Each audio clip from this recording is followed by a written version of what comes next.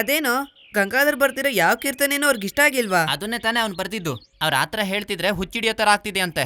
ಅವನಿಗೆ ಊಟನೂ ಸೇರ್ತಿಲ್ವಂತೆ. ಸರಿಗಮಗಳನ್ನು ಕೂಡ ಮರೆಯೋ ಸ್ಥಿತಿಯಲ್ಲಿದ್ದೀನಿ. ಕೊನೆ ಬಾರಿ ಒಂದು ಕೀರ್ತನೆ ಕೊಡ್ತೀನಿ.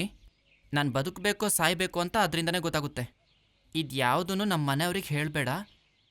ಏನೋ ಇದು?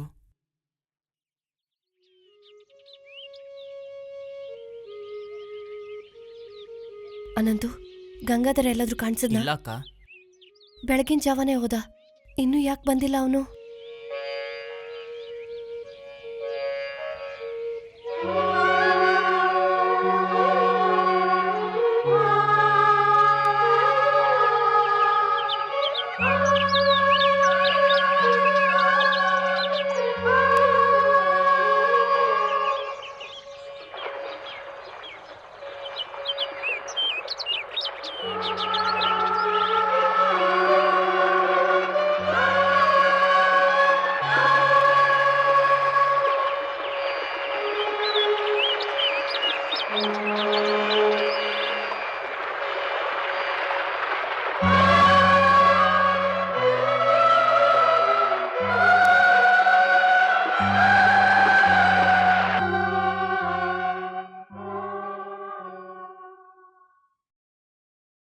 ಅವನು ಮಾಡಿರೋ ಸ್ವರ್ಗಳು ಅವ್ರಿಗಿಷ್ಟ ಆಗ್ಲಿಲ್ಲ ಅಂತ ಅವನೇನು ಮಾಡ್ಕೊಂಡಿರಲ್ಲ ಅಲ್ವಾ?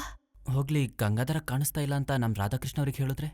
ಬೇಡ ಕಣೋ, ನಮ್ಮನೆಯಲ್ಲೇ ಇರೋ ಆ ಹುಡ್ಗನ್ ಯೋಗಕ್ಷೇಮ ನೋಡ್ಕೊಂಡಿಲ್ಲ ಅಂತ 10 ಜನ 10 ಥರ ಮಾತಾಡ್ತಾರೆ. ಆ ಶಾರದಮ್ನವ್ರನ್ನೇ ನಂಬಿದ್ದೀನಿ, ನನ್ನ ಮಗ ಕ್ಷೇಮವಾಗಿ ಮನೆಗೆ ಬರಲಿ ಅಂತ.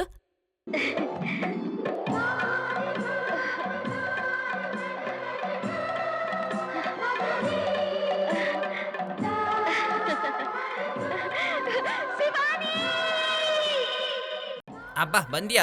ನೀನು ಈ ಥರ ಹೇಳ್ದೆ ಹೋಗಿದ್ದಕ್ಕೆ ನಮ್ಮ ಅಕ್ಕ ಎಷ್ಟು ತಲೆ ಕೆಡಿಸ್ಕೊಂಡ್ಲು ಗೊತ್ತಾ? ಅಕ್ಕ, ಗಂಗಾಧರ ಬಂದ್ಬಿಟ್ಟ, ನೀನಿನ್ ನೆಮ್ಮದಿಯಾಗಿರು.